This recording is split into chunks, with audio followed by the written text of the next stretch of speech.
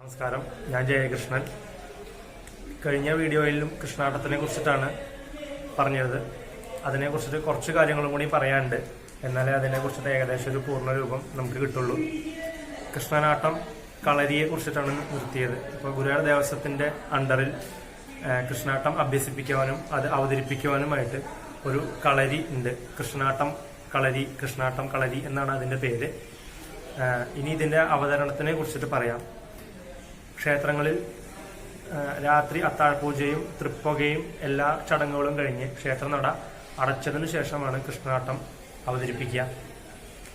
ഇത് കഴിഞ്ഞ വീഡിയോയിൽ പറഞ്ഞ പോലെ 8 കഥകൾ ഓരോ ദിവസം ഓരോ കഥകളായിട്ടാണ് അവതരിപ്പിക്കുക.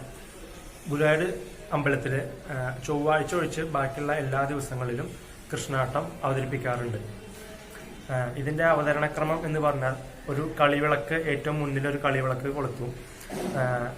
അത് കൊളുത്തിയതിനു ശേഷം മദ്ദളത്തിൽ കേളി, അത് കഴിഞ്ഞാൽ തോടയം, അത് കഴിഞ്ഞിട്ട് കൃഷ്ണാട്ടം കളി തുടങ്ങും. അങ്ങനെയാണ് ഇതിന്റെ ഒരു ക്രമം എന്ന് പറഞ്ഞാൽ. ഇതിനുപയോഗിക്കുന്ന വാദ്യങ്ങൾ എന്ന് പറഞ്ഞാൽ ഏറ്റവും മെയിൻ ആയിട്ടുള്ളത് മദ്ദളമാണ്. കഥകളിയിൽ ചെണ്ട, മദ്ദളം എന്നിങ്ങനെയാണ് വാദ്യങ്ങൾ. കൃഷ്ണനാട്ടത്തിലാവട്ടെ അത് മദ്ദളം മാത്രമാണ്. അത് 2 തരത്തിലുള്ള മദ്ദളമാണ്, ശുദ്ധ മദ്ദളവും തൊപ്പി മദ്ദളവും. കളിക്കുന്ന ആളുടെ ഇരുവശത്തും നിന്നിട്ടാണ് മദ്ദളം കൊട്ടാറ്. ഒരു വശത്ത് തൊപ്പി മദ്ദളവും ഒരു വശത്ത് ശുദ്ധ മദ്ദളവും. പിന്നെ പാടുന്ന ആൾക്കാര് 2 പാട്ടുകാരാണ് ഉണ്ടാവുക. ഒരാൾ പൊന്നാനി, ശിങ്കിടി എന്നാണ് അവരുടെ പേര്. പാടുന്ന അവരുടെ സ്ഥാനപ്പേരാണ് പൊന്നാനി, ശിങ്കിടി. ഇതില് പൊന്നാനിയുടെ കയ്യിൽ താളം പിടിക്കാനായിട്ട് ചേങ്ങിലയും ശിങ്കിടി എന്ന ആളുടെ കയ്യിൽ ഇലത്താളവും ഉണ്ടാവും. അവര് പാടുന്നതിനൊപ്പം അവരുടെ ഉപകരണങ്ങളിൽ ഇലത്താളത്തിലും ചേങ്ങിലയിലും താളം പിടിക്കുകയും ചെയ്യും. അതിനനുസരിച്ചിട്ട് മദ്ദളം കൊട്ടും. പിന്നെ പാടുന്നതിന് ശ്രുതിക്കും കൊട്ടുന്നതിന് മേളം പകരാനും ഒക്കെ ആയിട്ട് ഇടയ്ക്കയും കൃഷ്ണാട്ടത്തിൽ ഉണ്ട്.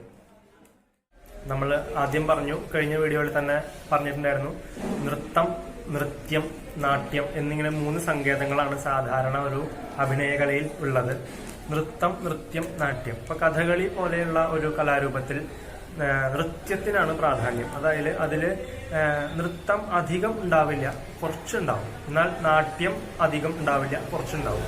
അതായത് ഈ മുദ്രകളിലൂടെ ഉള്ള ഒരു അതിപ്രസരം, മുദ്രകളുടെ അതിപ്രസരമാണ് നൃത്യം എന്ന് നമുക്ക് പറയാം. നൃത്തം എന്ന് പറഞ്ഞാൽ അതിൽ മുദ്രകൾ കുറവാകും. നാട്യം എന്നാണെങ്കിൽ അതില് നവരസങ്ങളുടെ അഭിനയത്തിനാണ് ഏറ്റവും പ്രാധാന്യം ഉണ്ടാവുക. ഉദാഹരണത്തിന് കൂടിയാട്ടം എന്ന കലാരൂപം നാട്യപ്രധാനമായിട്ടുള്ള കലാരൂപമാണ്. അതുകൊണ്ടാണ് അത് ഇത്ര സ്ലോ ആവാനുള്ള കാരണം. എന്നാൽ കൃഷ്ണാട്ടം എന്ന് പറഞ്ഞാൽ അത് നൃത്തത്തിന് പ്രാധാന്യമാണ്. എന്നാൽ അതിൽ ഒട്ടും തന്നെ രസങ്ങളുടെ കുറവോ നവരസങ്ങളുടെ കുറവോ മറ്റ് അഭിനയങ്ങളുടെ കുറവോ ഒന്നും നമുക്ക് കാണാൻ സാധിക്കില്ല. എല്ലാത്തിന്റെയും ഒരു മേളനം, എല്ലാതും സംയോജിച്ചുകൊണ്ടുള്ള ഒരു കലാരൂപമാണ് നൃത്തം. ഇത് കാണുമ്പോൾ തന്നെ സാധാരണ ആൾക്കാർക്കും കഥ അറിയാവുന്ന ഏതൊരു സാധാരണക്കാരനും കൃഷ്ണനാട്ടം മനസ്സിലാക്കാൻ വളരെ എളുപ്പത്തിൽ സാധിക്കും. ഇനി നമുക്ക് ഇതിന്റെ ഒരു അഭ്യാസത്തിന്റെ ക്രമത്തിനെ കുറിച്ചിട്ട് പറയാം. കൃഷ്ണാട്ടം അഭ്യസിക്കുന്നതിനായിട്ട് വളരെ ചെറിയ കുട്ടിയാകുമ്പോൾ തന്നെ കുട്ടികളെ കളരിയിൽ കൊണ്ടുവന്ന് ചേർക്കും. ഇവിടെ താമസിച്ചിട്ടുള്ള ഗുരുകുല സമ്പ്രദായ പ്രകാരമുള്ള വിദ്യാഭ്യാസമാണ് ഇവിടെ നടത്താറുള്ളത്. ഇപ്പോൾ കുട്ടികൾക്ക് സ്കൂൾ വിദ്യാഭ്യാസത്തിനായിട്ടുള്ള സംവിധാനം കൂടെ നിലവിലുണ്ട്. അപ്പോൾ 8 വയസ്സ് മുതൽക്കാണ് കൃഷ്ണാട്ടത്തിൽ കുട്ടികളെ ചേർക്കുക. 8 വയസ്സിന് വേഷം പഠിക്കാനായിട്ട് ചേർക്കുക. എന്നാലേ ആ കുട്ടികൾക്ക് പല വിധത്തിലുള്ള അഭ്യാസങ്ങൾ കാണിക്കാൻ പറ്റുള്ളൂ. ചെറിയ കുട്ടിയാകുമ്പോൾ തന്നെ ശീലിച്ചാലേ അവരുടെ ശരീരം അതിനായിട്ട് വഴങ്ങുകയുള്ളൂ. അതുകൊണ്ടാണ് അത്ര ചെറിയ കുട്ടിയാകുമ്പോൾ തന്നെ ചേർക്കുന്നത്. പിന്നെ ഒരു ഏകദേശം 12 വയസ്സൊക്കെ ഉള്ളപ്പോൾ ചുട്ടി, മദ്ദളം, പാട്ട് അങ്ങനെയുള്ള കാര്യങ്ങൾക്കും കുട്ടികളെ തിരഞ്ഞെടുക്കും. ഈ കോഴ്സ് 10 വർഷമാണ് സാമാന്യം ഇതിനായിട്ട് പഠിക്കാൻ ഒരു കാലയളവ് ഉണ്ടാവുക.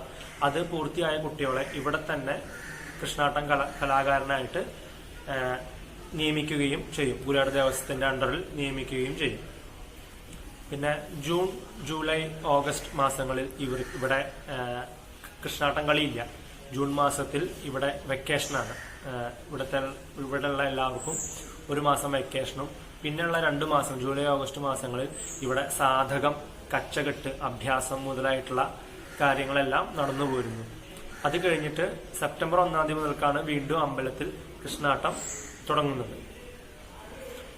നവരാത്രി കാലത്താണ് കുട്ടികളുടെ അരങ്ങേറ്റം ഉണ്ടാവാറ്.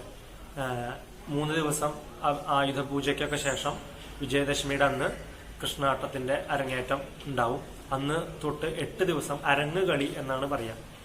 8 ദിവസം തുടർച്ചയായിട്ട് ഈ 8 കളികളും കളിക്കുന്നു. അത് ഓർഡറിലാണ് കളിക്കുക.